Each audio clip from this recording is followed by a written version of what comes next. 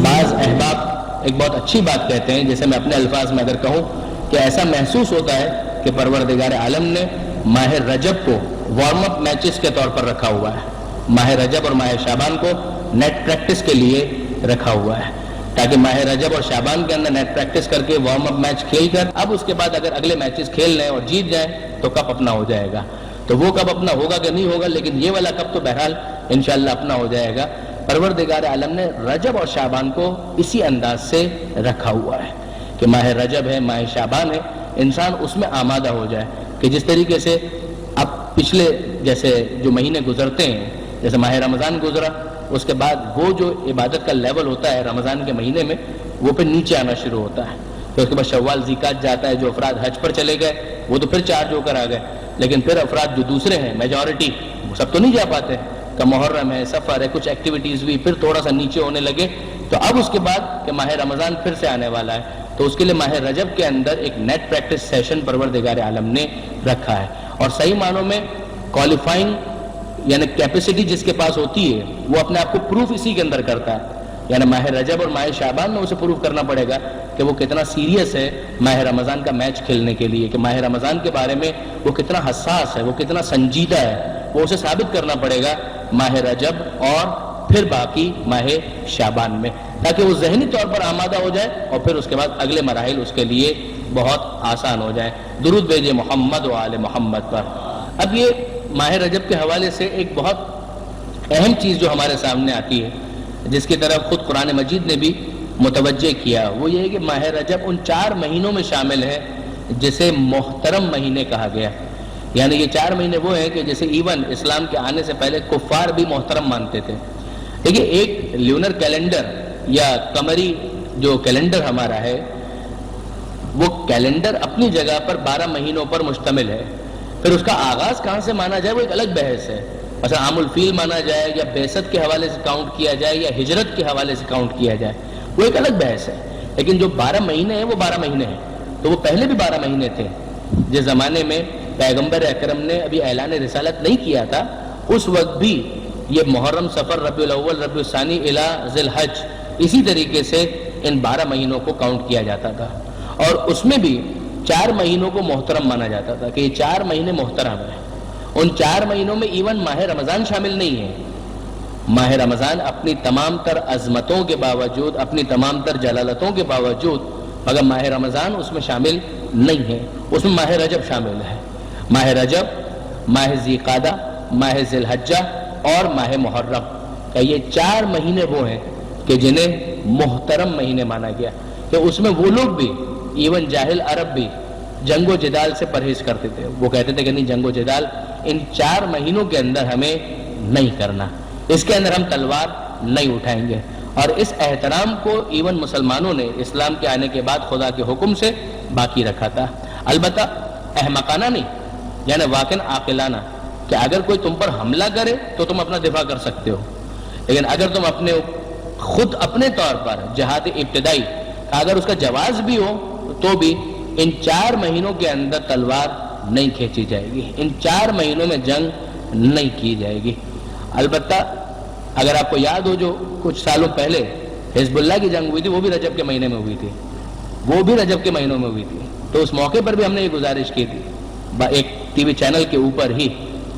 کہ اگر یہ ذہن کے اندر آ جائے کہ رجب کا مہینہ جو ہے وہ تو محترم مہینہ ہے، تو اس میں جنگ کیسے ہو رہی ہے؟ کہ جنگ مسلط کی گئی ہے، جنگ خود سے نہیں کی جا رہی ہے، جنگ مسلط کی گئی ہے، حملہ غاصب کی طرف سے، حملہ جارے کی طرف سے، حملہ سامراج کی طرف سے ہوا ہے، تو دفاع نہ کرنے کا حکم نہیں دیا گیا ہے، دفاع عاقلانہ ہے، دفاع لاجیکل ہے کہ دفاع تو بہرحال کیا جائے گا، لیکن اگر خود سے حملہ کرنے کا واقعاً جینون ریزن بھی موجود ہو تب بھی تلوار کو روکا جائے گا، جنگ کا اعلان نہیں کیا جائے گا، جہاد کا اعلان اور قتال کا اعلان نہیں کیا جائے گا۔ یہ وہ حکم اسلامی ہے کہ جسے اسلام نے ان جاہل عربوں کی کچھ اچھی چیزوں کو اسلام نے مینٹین کیا، کیا ٹھیک ہے، جو اچھی چیز ہے تو ٹھیک ہے، ہمیں انسان سے کوئی اناد نہیں ہے، اگر کوئی اچھی چیز ہے تو اس کو باقی رکھا جا سکتا ہے، لہذا اس کو اسلام نے مینٹین کیا۔ یہ 4 مہینوں میں، رجب میں بھی، ذیقعدہ میں بھی، ذی الحجہ کے اندر اور محرم میں، جیسے کہ میں نے گزارش کی کہ ایون ماہ رمضان بھی اس کے اندر شامل نہیں ہوتا۔ پھر اس کے بعد بات آتی ہے نسبت کی، یعنی عجیب ہے کہ ماہ رجب، ماہ شعبان اور ماہ رمضان، اس میں آپ نے ماہ رمضان کے لیے یقیناً سنا ہوگا کہ شہر اللہ، عربی کے اندر شہر کہتے ہیں مہینے کو، کہ شہر اللہ یعنی یہ اللہ کا مہینہ ہے۔ شعبان کا مہینہ کہا کہ یہ پیغمبر اکرم کا مہینہ ہے، اور رجب کا مہینہ کہا کہ یہ اہل بیت کا مہینہ ہے۔ تو اہل بیت کا مہینہ رجب کا، شعبان کا رسول خدا کا مہینہ، اور پھر ماہ رمضان یہ اللہ کا مہینہ۔ یعنی یہ سیکوینس بھی کتنا لاجیکل لگتا ہے کہ رجب کے بعد شعبان آتا ہے، رجب کو کراس کیے بغیر شعبان نہیں آئے گا، اور شعبان کو کراس کیے بغیر رمضان نہیں آئے گا۔ تو جس طریقے سے رجب کو کراس کیے بغیر شعبان تک نہیں جا سکتے، اور شعبان کو کراس کیے بغیر ماہ رمضان تک نہیں جا سکتے، کہ اسی طریقے سے اہل بیت تک پہنچے بغیر پیغمبر اکرم تک نہیں پہنچ سکتے، اور پیغمبر اکرم تک پہنچے بغیر خدا تک نہیں پہنچ سکتے۔ یہ وہ ایک بنیادی کانسیپٹ کہ پروردگار عالم کا، وہ اپنی جگہ پر، لیکن وہ معرفت کی کچھ گہرائی، حق کے معرفت تو ادا ہونا ناممکن ہے، لیکن وہ جو بنیادی جو انسان کے ذہن میں کانسیپٹ ہے، اس کانسیپٹ کو جو ڈیولپ کرنے والی بات ہے وہ کہاں سے ہوگی؟ کہ وہ اہل بیت کے ذریعے سے، اہل بیت سے پیغمبر اکرم، پیغمبر اکرم سے پھر خدا، کہ یہ ایک سیکوینس اور یہ آرڈر بنے گا۔ اچھا، یہاں پر ایک اور روایت بھی ہے، یہ تو ایک روایت کہ جس کے مطابق کہ ماہ رجب کے اہل بیت کا مہینہ، کہ ماہ شعبان کا وہ پیغمبر اکرم کا مہینہ، اور ماہ رمضان کا کہ یہ خدا کا مہینہ۔ ایک اور روایت ہے جس کے مطابق کہ رجب خدا کا مہینہ، رجب خدا کا مہینہ، شعبان کا وہ پیغمبر کا مہینہ، وہ اسی طریقے سے، اور پھر اس کے بعد ماہ رمضان کا یہ امت کا مہینہ ہے، یہ امت کا مہینہ ہے۔ ماہ رجب کا اللہ کا مہینہ، شعبان کا اللہ کے رسول کا مہینہ، اور پھر ماہ رمضان امت کا مہینہ۔ آپ یوں شروع کریں یا یوں شروع کریں، کوئی خاص فرق پڑے گا نہیں۔ ماہ رمضان اللہ کا مہینہ اور امت کا مہینہ، شعبان پیغمبر اکرم کا مہینہ، اور ماہ رجب کا اہل بیت کا بھی مہینہ ہے اور پروردگار عالم کا بھی مہینہ ہے۔ یعنی نسبت دونوں کی طرف ہے، دونوں طرف یہ نسبت دی گئی، آل محمد کا مہینہ اور اسی طریقے سے پروردگار عالم کا مہینہ، کہ گویا اتحاد ہے۔ ایسا نہیں ہے کہ یہ راستہ کسی اور طرف لے جائے گا، یہ راستہ خدا ہی کی طرف لے کر جائے گا۔ یعنی ان دونوں نسبتوں کو اگر ہم جمع کریں کہ اہل بیت کی طرف بھی نسبت دی گئی اور خدا کی طرف بھی نسبت دی گئی، مگر یہ نسبتیں خود بتاتی ہیں کہ یہ مہینہ کتنا امپورٹنٹ ہے، کہ اسے ایک طرف اہل بیت سے منسوب کیا جا رہا ہے اور دوسری طرف خود خدا سے اس مہینے کو منسوب کیا جا رہا ہے۔ اس کے بعد اگر ہم فقط مناسبتیں گننا شروع کریں کہ اس مہینے میں مناسبتیں کتنی ہیں، شاید کسی اور مہینے کے اندر شاید اتنی مناسبتیں آپ کو نظر نہیں آئیں گی کہ جتنی اس ایک مہینے کے اندر آپ کو مناسبتیں نظر آئیں گی، اور مختلف ڈائمنشنز ہیں۔ کچھ ولادت کی تاریخیں ہیں، کچھ شہادت کی تاریخیں ہیں، کچھ دشمنوں کی ہلاکت کی تاریخیں ہیں، کچھ فتوحات کی تاریخیں ہیں، کچھ جنگیں ہیں کہ جو فتح ہوئی ہیں اسی مہینے کے اندر۔ آپ اگر سٹارٹ سے ہی دیکھیں کہ مثلا یکم رجب ہے تو یکم رجب 5ویں امام کی ولادت، اور یکم رجب کے فوراً بعد 3 رجب کا یہ امام علی النقی علیہ السلام کی شہادت کی تاریخ،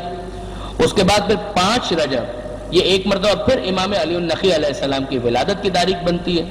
پھر 10 رجب کا یہ امام محمد تقی جواد علیہ السلام کی ولادت، پھر 13 رجب مولا کائنات امیر المومنین امام المتقین علی ابن ابی طالب علیہ السلام،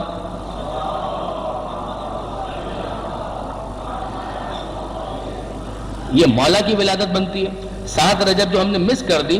البتہ وہ 7 رجب ایک قول کے مطابق حضرت ابو الفضل عباس کی ولادت کی تاریخ، زیادہ معتبر قول بہرحال 4 شعبان کا ہے، لیکن 7 رجب کا بھی ایک قول موجود ہے۔ اس کے بعد پھر 15 رجب کے حوالے سے 2 ضعیف روایتیں، ایک ضعیف روایت ہمارے جناب زینب سلام اللہ علیہ، جناب زینب سلام اللہ علیہ کے حوالے سے یہ روایت بنتی ہے۔ ایک روایت بنتی ہے چھٹے امام کی شہادت کے حوالے سے، کہ چھٹے امام کی شہادت 15 رجب کو ہوئی، البتہ ضعیف روایت ہے، زیادہ معتبر روایت جو ہے وہ 15 شوال اور پھر 25 شوال کی ہے، لیکن 15 شوال ہو یا 25 شوال، رجب کے مہینے کے اندر بھی ایک نسبت چھٹے امام کی شہادت کی موجود ہے، وہ 15 رجب کی۔ پھر اس کے بعد 15 رجب ہی کو تحویل قبلہ 2 ہجری میں جو قبلہ تبدیل ہوا ہے، تو وہ کس تاریخ کو؟ 15 رجب کی تاریخ تھی، جب بیت المقدس سے خانہ کعبہ کی طرف مسلمانوں کے رخ کو پھیرا گیا اور یہ کہا گیا کہ اب سے خانہ کعبہ تمہارا قبلہ قرار پایا، جہاں بھی ہو اپنا رخ مسجد الحرام کی طرف کر لو، وجوہکم شطر المسجد الحرام۔ تو وہ جو واقعہ پیش آیا کہ وہ بھی ماہ رجب کے اندر پیش آیا 15 رجب کو، اور پھر 15 رجب ہی کو دیکھیے مولا کائنات اور جناب سیدہ سلام اللہ علیہما ان دونوں کا جو نکاح ہے، درود بھیجے محمد و آل محمد کا، یہ تو ذی الحج کی ابتدا میں، لیکن جو رخصتی ہے اس میں گیپ ہے، نکاح اور رخصتی کے درمیان گیپ ہے۔ جس طریقے سے ہوتا ہے کہ نکاح کے بعد تھوڑا گیپ اور اس کے بعد رخصتی ہو، یہ خود مولا کائنات اور جناب سیدہ کی شادی میں بھی اسی طریقے سے ہوا، نکاح ہوا اور نکاح کے بعد پھر گیپ اور گیپ کے بعد پھر رخصتی ہے۔ تو ذی الحجہ کے اندر نکاح ہوا اور پھر 15 رجب کو رخصتی ہوئی جناب سیدہ کی پیغمبر اکرم کے گھر سے مولا کائنات کے گھر کی طرف۔ پھر اس کے بعد 21 اور 22 رجب یہ دو تاریخیں وہ ہیں کہ جن میں بعد کے بہت سے بڑے بڑے نام، وہ خیبر کے میدان میں جو بھاگ کر آنے کا واقعہ ہے کہ فتح نہیں کر پائے اور ہزیمت اٹھانی پڑی، وہ 21 اور 22 رجب 7 ہجری، یہ بھی رجب ہی کے مہینے کے اندر ہوا۔ اور اس کے بعد 23 رجب کو پیغمبر اکرم نے یہ اعلان کیا لَأُوتِيَنَّ الرَّایَةَ غَدًا رَجُلًا كَرَّارًا غَیْرَ فَرَّارٍ، کہ کل میں علم اس کو دوں گا جو مرد ہوگا، رجل ہوگا، کرار ہوگا، فرار نہیں ہوگا، فرار اختیار کرنے والا نہیں ہوگا، یحب اللہ ورسولہ ویحبہ اللہ ورسولہ، وہ اللہ اور اس کے رسول سے محبت کرتا ہوگا، اللہ اور اس کے رسول اس سے محبت کرتے ہوں گے، اور اس وقت تک پلٹ کر نہیں آئے گا جب تک فتح مند نہ ہو جائے۔ تو یہ واقعہ پیش آیا 23 رجب کو، اور پیغمبر اکرم نے یہ اعلان کیا کہ کل میں علم اس کو دوں گا۔ 24 رجب کو پیغمبر اکرم نے علم مولا کائنات کو دیا، اور 24 رجب 7 ہجری کو خیبر کو فتح کیا گیا۔ تو یہ بھی واقعہ جو 7 ہجری کا ہے مگر مہینہ رجب ہی کا قرار پاتا ہے۔ 22 رجب کو مرگ امیر شام، جس کی مناسبت سے بہرحال اس مناسبت سے یا کسی بھی مناسبت سے بہرحال وہ جو کنڈوں وغیرہ کا سلسلہ بھی ہوتا ہے اور نیاز وغیرہ کا سلسلہ بھی ہوتا ہے، وہ بھی اپنی جگہ پر اگر اباحت کے ساتھ مباح کی نیت سے کیا جائے تو کوئی اشکال کوئی حرج اس کے اندر نہیں ہے۔ پھر 25 رجب 183 ہجری 7ویں امام موسی کاظم علیہ السلام کی شہادت کی تاریخ ہے۔ ہارون رشید کے زہر کے اثر سے ہمارے 7ویں امام کی شہادت ہوئی۔ پھر 26 رجب 10 بیست کے 10ویں سال، ایک قول کے مطابق حضرت ابو طالب کی شہادت وفات، شیب ابی طالب میں جو 3 سال گزارے ہیں اور ویسے ہی بڑھاپا اور سن اتنا زیادہ ہو چکا، تو اسلام کے اس محسن عظیم کی تاریخ وفات بھی ایک قول کے مطابق، البتہ اس میں روایتوں کا اختلاف ہے، البتہ ایک قول کے مطابق 26 رجب کو حضرت ابو طالب کی وفات ہوئی۔ پھر 27 رجب کی شب اور 27 رجب کا دن، یہ دونوں بہت اہم ہیں کہ شب 27 رجب کہ یہ وہ شب ہے کہ جس میں سبحان الذی اسری بعبدہ لیلا من المسجد الحرام الی المسجد الاقصی الذی بارکنا حولہ لنریہ من آیاتنا، کہ بے عیب ہے وہ ذات کہ جو اپنے بندے کو ایک ہی رات میں مسجد حرام سے مسجد اقصی تک لے گئے، لنریہ من آیاتنا، تاکہ اسے اپنی نشانیاں دکھا سکے۔ یہ معراج کا واقعہ ایک قول قوی کے مطابق کہ شب 27 رجب یہ واقعہ پیش آیا، اور پھر 27 رجب کا دن غار حرا میں پیغمبر اکرم پر وحی اول کا نزول کہ اقرأ بسم ربک الذی خلق خلق الانسان من علق اقرأ وربک الاکرم الذی علم بالقلم علم الانسان ما لم یعلم۔ تو یہ جو پہلی 5 آیتیں نازل ہوئی، بعثت کا آغاز ہوا، اعلان رسالت ہوا، یہ 27 رجب کے دن یہ واقعہ پیش آیا جب پیغمبر اکرم 40 سال کے ہو چکے تھے۔ اعلان رسالت، ورنہ نبی اور نبوت تو کنت نبیا وآدم بین الماء والطین، کہ میں اس وقت بھی نبی تھا جب آدم مٹی اور پانی کے درمیان تھے۔ 28 رجب اس اعتبار سے بہت اہم تاریخ ہے کہ یہ وہ تاریخ ہے جب آل محمد کا قافلہ مدینہ منورہ سے نکلا اور بالآخر کربلا پہنچ کر جام شہادت نوش کیا۔ مکہ معظمہ میں رکے، پھر مکہ معظمہ سے کوفہ کی طرف متوجہ ہوئے اور راستے میں کربلا پہنچے، اور کربلا میں وہ سانحہ عظیم پیش آیا۔ اسی مہینے کے اندر بعض اور امپورٹنٹ تاریخیں بھی بتائی گئی ہیں، البتہ چونکہ بہت زیادہ تحقیقی مواد نہیں تھا لہٰذا میں اس کو کوٹ نہیں کر رہا، لیکن ایک شخصیت کے بارے میں تو تقریباً یقین جیسا ہے کہ وہ اسی مہینے میں پیدا ہوئے، البتہ ان کی بھی تاریخ نہیں معلوم لیکن مہینہ رجب کا تھا، اور وہ جناب علی اصغر علیہ السلام جو کربلا کے ننھے شہید کا، ان کی ولادت بھی ماہ رجب ہی کے اندر ہوئی 60 ہجری میں، اس لیے کہ جب کربلا پہنچے تو 6 مہینے کے تھے، ماہ رجب میں جب یہ قافلہ چل رہا تھا تو اس وقت چند دنوں کے تھے۔ تو اس اعتبار سے اگر آپ دیکھیں تو اندازہ ہوتا ہے کہ کتنا زیادہ مناسبتوں کا اہتمام ہے اس ایک مہینے کے اندر، ماہ رجب کے اندر، یعنی بہت زیادہ مناسبتیں اس مہینے کے اندر، ولادتیں آپ کو اس میں ملیں گی بے شمار معصومین کی، شہادتیں بھی 2-3 آپ کو ملیں گی اس مہینے کے اندر، اسی طریقے سے تحویل قبلہ اور دوسرے واقعات اور خیبر کی فتح وغیرہ یہ سب بھی اس مہینے کے اندر ہوا۔ اس اعتبار سے واقعاً بڑی مرکزی اہمیت کا مہینہ بن جاتا ہے ماہ رجب۔ اب اس کے بعد ہم تھوڑا سا مفاتیح الجنان کی طرف بڑھیں اور دیکھیں کہ شیخ عباس قمی جو روایت نقل کرتے ہیں اس کے اندر معصومین نے اس مہینے کے حوالے سے کیا کچھ بیان کیا ہے۔ درود بھیجیے محمد و آل محمد پر۔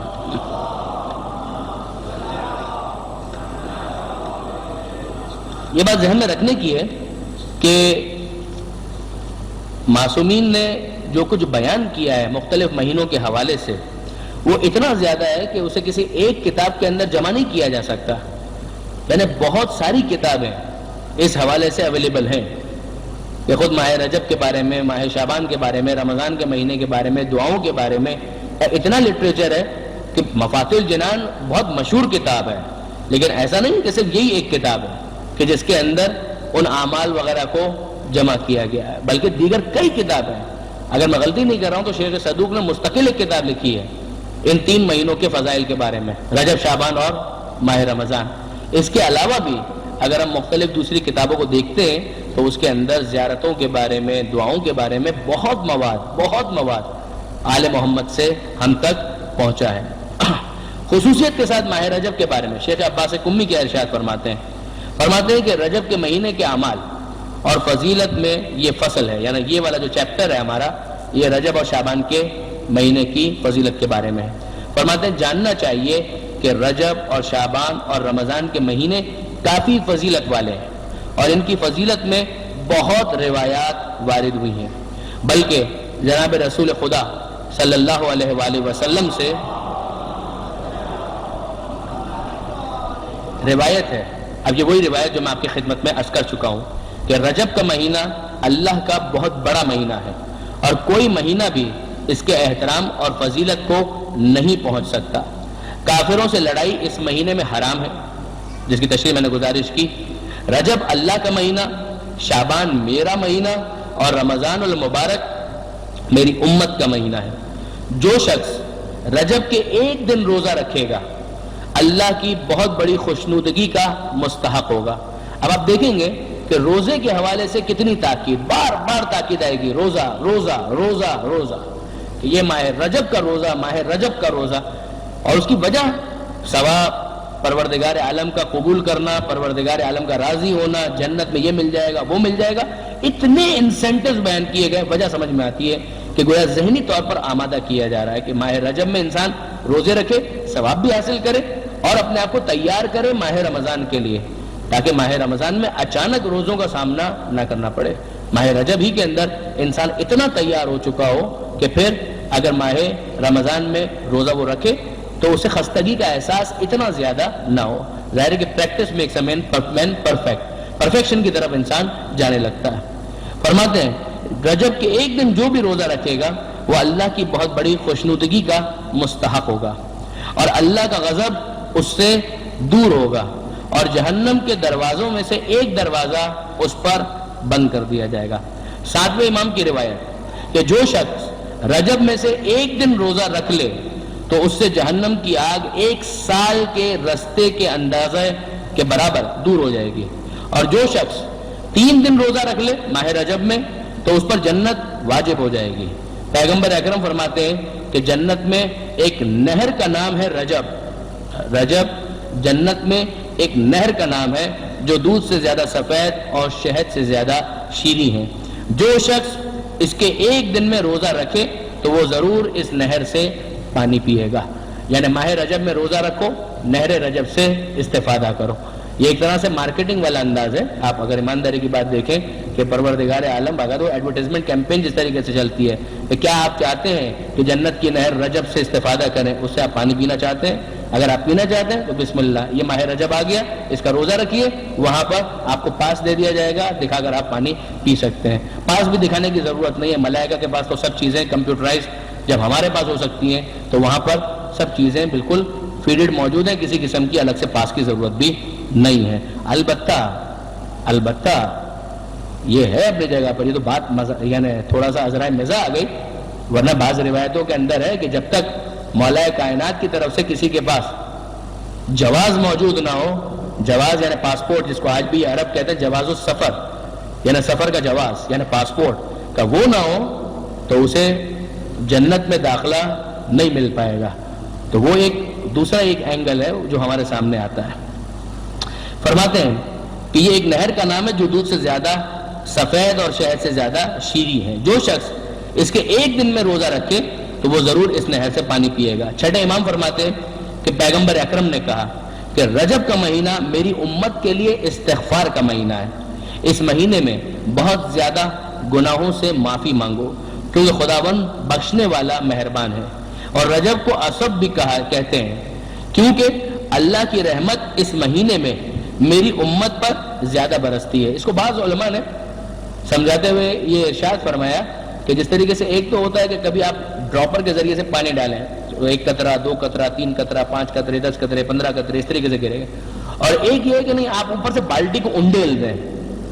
تو وہ ایک دم موسلا دھار جو بارش ہوتی ہے کہ وہ یہ اس میں ڈرزل کے اندر, یا کیا اس کو کہتے ہیں, میں اگر بھول رہا ہوں لفظ اس کے لیے, بوندا باندی, ایک بوندا باندی والی کیفیت ہوتی ہے اور ایک موسلا دھار بارش ہوتی ہے. کہ عام مہینوں میں بھی پروردگار عالم کی رحمت برستی ہے, مگر وہ پروردگار عالم کی رحمت اگر بوندا باندی کے انداز میں برستی ہے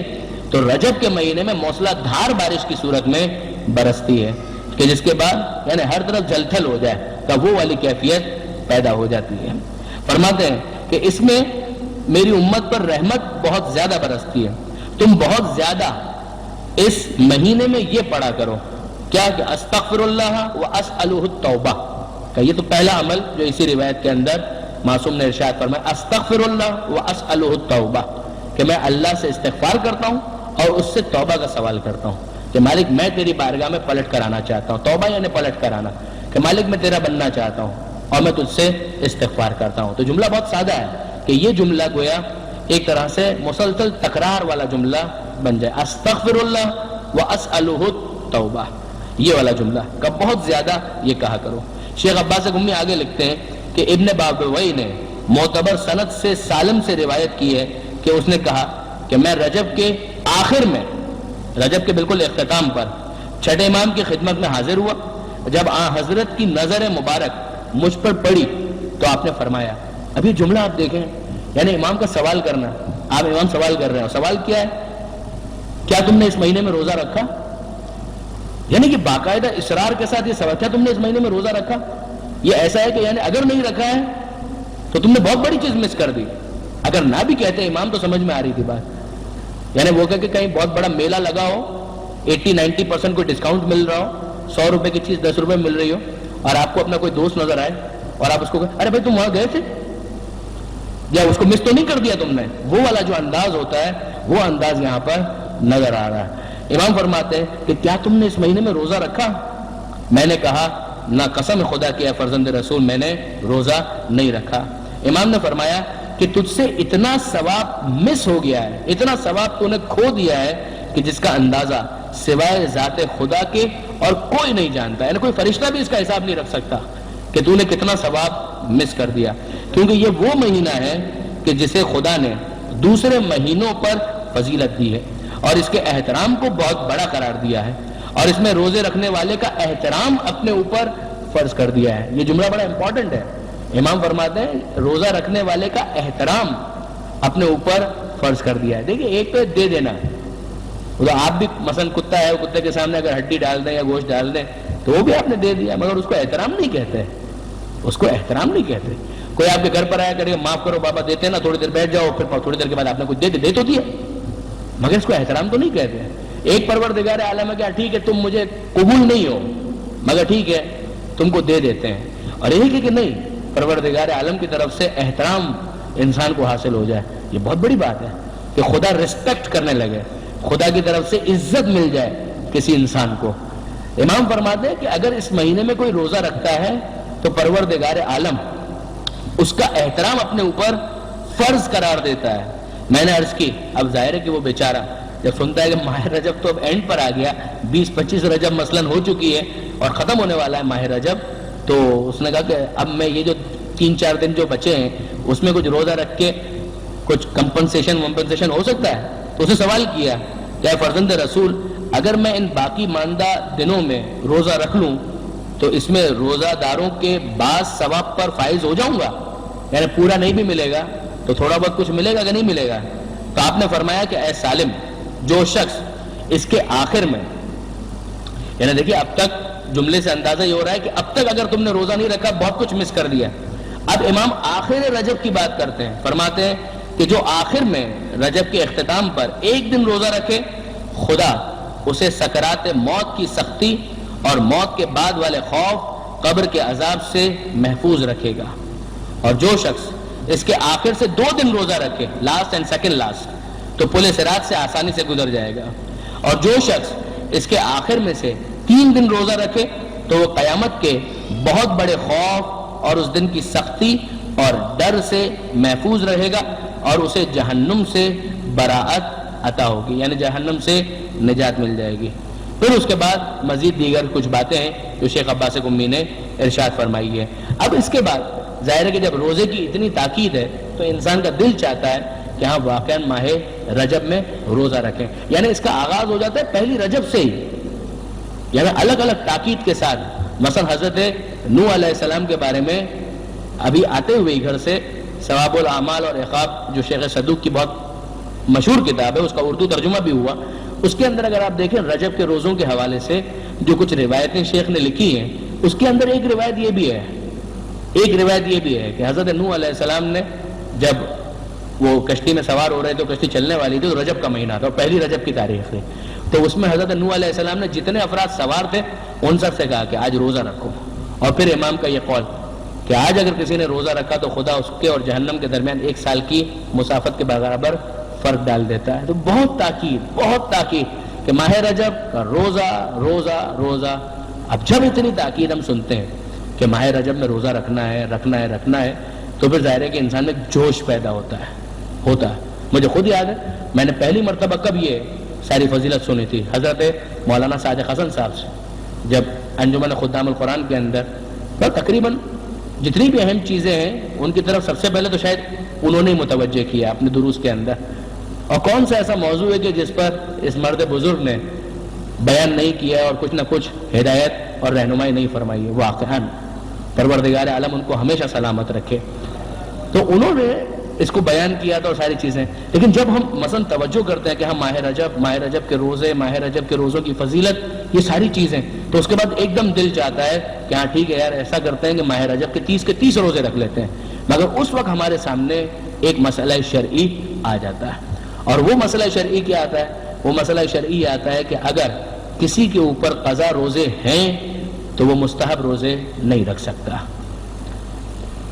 اگر آپ کے اوپر کوئی ادھار ہے تو آپ پہلے ادھار چکائیے, اس کے بعد پھر دوسرا کوئی معاملہ ہو سکے گا. یہ تو نہیں ہو سکتا نا کہ ادھار آپ کے اوپر ہے اور آپ خواہ کی دوسری چیزوں کے اندر پڑ جائیں. نماز میں ایسا نہیں ہے, اگر نماز قضا بھی ہو تو مستحب نماز پڑھی جا سکتی ہے, لیکن روزوں میں ایسا معاملہ نہیں ہے. روزوں میں فقہا کا متفقہ فیصلہ ہے کہ اگر کسی کے اوپر قضا روزے ہیں تو اس کی ذمہ داری یہ ہے کہ پہلے وہ اپنے قضا روزوں کو پورا کرے, اس کے بعد پھر مستحب روزے رکھ سکتا ہے. یہ مسئلہ اس لیے اور بھی امپورٹنٹ بن جاتا ہے کہ شریعت کے حکم کے مطابق پچھلے رمضان میں جو ماہ رمضان گزر گیا اس میں اگر کسی کا کوئی روزہ قضا ہو گیا تھا تو اس کی ذمہ داری ہے کہ اگلے ماہ رمضان سے پہلے اپنے اس ادھار کو ختم کرے, اپنی اس لائبلٹی کو ختم کرے, اس ادھار کو چکائے. یعنی وہ روزہ اگر پچھلے ماہ رمضان میں 2 روزے, 3 روزے, 5 روزے, 10 روزے خدا نہ کرے کسی بھی وجہ سے جان بوجھ کے تو کون چھوڑتا ہے؟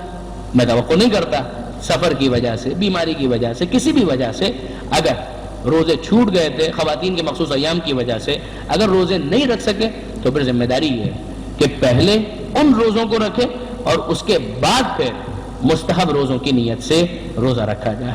اب اس میں بعض علماء کا یہ قول واقعاً بڑا لطیف ہے. وہ فرماتے ہیں کہ بعید ہے پروردگار عالم سے کہ اگر ماہ رجب کے اندر کوئی اپنے قضا روزے رکھے تو پروردگار عالم اس خاص ثواب سے اسے محروم کر دے. جب پروردگار عالم اس کا خزانہ، اس کی کوئی حد تو نہیں ہے، وہ تو دینا چاہتا ہے اپنے بندوں کو. تو اگر بندہ اس طرف اور تڑپ کے ساتھ کہ مالک قضا روزے ہیں میں کیا کروں لیکن اسی بہانے میں قضا روزے تو رکھ رہا ہوں، تو بعید ہے کہ پروردگار عالم اسے ماہ رجب کے مستحب روزوں کے ثواب سے محروم کرے. تو ایک پن دو کاج ہو جائے گا، ایک تیر سے دو شکار، کہ قضا روزے بھی ہو گئے اور ساتھ ساتھ مستحب روزوں کا ثواب بھی انسان کو حاصل ہو گیا. یہ بہترین موقع ہے کہ انسان ماہ رجب کے اندر یہ دونوں کام انجام دے لے کہ قضا روزے بھی ہو گئے اور مستحب کا ثواب بھی مل گیا. البتہ نیت قضا روزے کی ہی ہوگی. ایک مرتبہ قضا روزے مکمل ہو جائے پھر اس کے بعد مستحب روزے رکھے جا سکتے ہیں. البتہ امام خمینی اور آیت اللہ خامنائی کے نزدیک تو اگر کسی قسم کا بھی کوئی روزہ ذمے پر ہے، چاہے وہ نظر کا ہو چاہے کوئی اور ہو، اس کے ہوتے ہوئے بھی پھر مستحب روزہ نہیں رکھا جا سکتا. لیکن آغا خوئی اور آغا سیستانی فرماتے ہیں کہ نہیں، صرف قضا روزہ جو رمضان کا ہے اگر وہ ہے تو پھر اس کی موجودگی میں مستحب روزہ نہیں رکھا جا سکتا. دوسرے روزے اگر ہیں تو پھر مستحب روزہ رکھا جا سکتا ہے، اشکال نہیں ہے. تو یہ ایک بات ہو گئی اس مسئلہ شرعی کے حوالے سے، اور اس کے ساتھ ہی آج کی گفتگو ہم مکمل کرتے. کل انشاءاللہ مزید ماہ رجب اور ماہ رجب کے اعمال کے حوالے سے گفتگو ہوگی. یہ میرے خیال میں ایک بکلیٹ ٹائپ کا تقسیم کیا جا رہا ہے جس کے اندر ماہ رجب کے کچھ اعمال درج کیے گئے ہیں. زیادہ تر یہ مفاتیح الجنان ہی سے لیے گئے اور اچھی کوشش ہے، 6-7 صفحے کے اندر ہے. کئی مرتبہ ایسا ہوتا ہے کہ مفاتیح کو ہولڈ کرنا تھوڑا سا بھاری لگتا ہے، لیکن یہ اگر جیب میں بھی ہو تو اگر آپ آفس میں ہیں، کہیں بھی ہے، کوئی ٹائم ملتا ہے، بس میں جا رہے ہیں، گاڑی میں جا رہے ہیں، نہیں گاڑی میں جا رہے ہیں اور ڈرائیو کر رہے ہیں تو مت پڑھیے گا، لیکن اگر کوئی اور ڈرائیو کر رہا ہے اور آپ کے لیے موقع ہو تو آپ اس کا مطالعہ کر سکتے ہیں. ویسے بیٹھے ہوئے کسی کا انتظار کر رہے ہیں، جیب میں یہ پرچہ نکالا کہ ماہ رجب کے کچھ اعمال اس کے اندر لکھے ہوئے ہیں تو اسے اس کے اندر پڑھا جا سکتا ہے. ٹھیک، آج نہیں دے رہے، یہ آج نہیں دے رہے، آپ کو کل دیں گے انشاءاللہ. صحیح. اور دوسرا اعلان یہ ہے کہ کل انشاءاللہ محفل شائع خراسان کے پروگرام کے بعد یہاں پر فوراً پروگرام شروع ہو جائے گا. تو یہ انشاءاللہ کل آپ کے درمیان تقسیم کیا جائے گا، اور انشاءاللہ کل دیگر اعمال کے علاوہ عمل ام داؤد کے حوالے سے بھی کچھ گزارشات پیش کرنے کی سعادت حاصل کریں گے کہ جس کے بارے میں بعض محدثین نے یہ جملہ لکھا ہے کہ یہ عمل اگر کوئی کرے آزما کر دیکھیں کہ انشاءاللہ اس کی دعا ضرور بضرور قبول ہوگی. یہ واقعاً جملہ محدثین کا لکھنا کہ آزما کر دیکھیں، ہم یہ تجربہ کر چکے ہیں، یہ اتنا معمولی جملہ نہیں ہے، واقعاً بڑا اہم جملہ ہے. عمل ام داؤد اور دیگر اعمال ماہ رجب کے حوالے سے انشاءاللہ العزیز کل گفتگو ہوگی. پروردگار عالم سے دعا کرتے ہیں، مالک تجھے واسطہ محمد و آل محمد کا ہمارے اس قلیل توسل کو اپنی بارگاہ میں شرف قبولیت عنایت فرما. مالک تجھے واسطہ محمد و آل محمد کا ماہ رجب آنے والا ہے جو تیرا بھی مہینہ ہے، اہل بیت کا بھی مہینہ ہے، وہ کام کہ جس سے تو اور اہل بیت راضی ہوں اس مہینے میں انجام دینے کی ہمیں توفیق عطا فرما. مالک تجھے واسطہ محمد و آل محمد کا، آل محمد کے ماننے والے چاہنے والے جہاں کہیں بھی آباد ہیں ان کی جان، مال، عزت و آبرو کی حفاظت فرما. مالک تجھے واسطہ محمد و آل محمد کا بیماروں کو شفائے کامل اور عاجل عطا فرما. بے روزگاروں کو رزق حلال عطا فرما. جو برسر روزگار ہیں ان کے رزق میں برکت اور کثرت عطا فرما. جو بے اولاد ہیں انہیں اولاد صالح عطا فرما. جو صاحبان اولاد ہیں انہیں اولاد کی صحیح تربیت کی توفیق عطا فرما. مالک ہمیں اپنے گھرانے کی اصلاح، اپنے اداروں کی اصلاح، خصوصاً اپنے تعلیمی اداروں کی اصلاح زمانے کے امام کی خواہشات کے مطابق کرنے کی توفیق عطا فرما. مالک تجھے واسطہ محمد و آل محمد کا تمام علماء کرام، مراجع اعظام اور مقام معظم رہبری کی حفاظت فرما. انقلاب اسلامی کی حفاظت فرما. اس انقلاب کو زمانے کے امام کے انقلاب سے متصل فرما. اس انقلاب کے دشمنوں کو نیست و نابود فرما. مالک تجھے واسطہ محمد و آل محمد کا وطن عزیز پاکستان کو استحکام عطا فرما. وطن عزیز کو ہر قسم کی داخلی خارجی پریشانیوں سے محفوظ فرما. مالک پاک فوج کو موجودہ جنگ میں فتح و نصرت اور غلبہ عطا فرما، وطن عزیز سے دہشت گردی اور دہشت گردوں کا خاتمہ فرما۔ مالک ہمارے شہداء کے قاتلوں کو نیست و نابود فرما۔ مالک ہمارے شہداء کے درجات بلند ہیں، انہیں بلند تر فرما۔ مالک پاک فوج کے شہداء کی شہادت کو اپنی بارگاہ میں قبول فرما۔ مالک تجھے واسطہ محمد و آل محمد کا ظالموں اور ظلم کے خاتمے کے لیے امام زمانہ کے ظہور میں تعجیل فرما، ہمیں ان کے آوان و انصار میں شمار فرما۔ ربنا تقبل منا انک انت السمیع العلیم وتب علینا انک انت التواب الرحیم۔ اللجن اللجن يا مولا اللجن اللجن اللجن اللجن اللجن اللجن اللجن يا صاحب السماء اللجن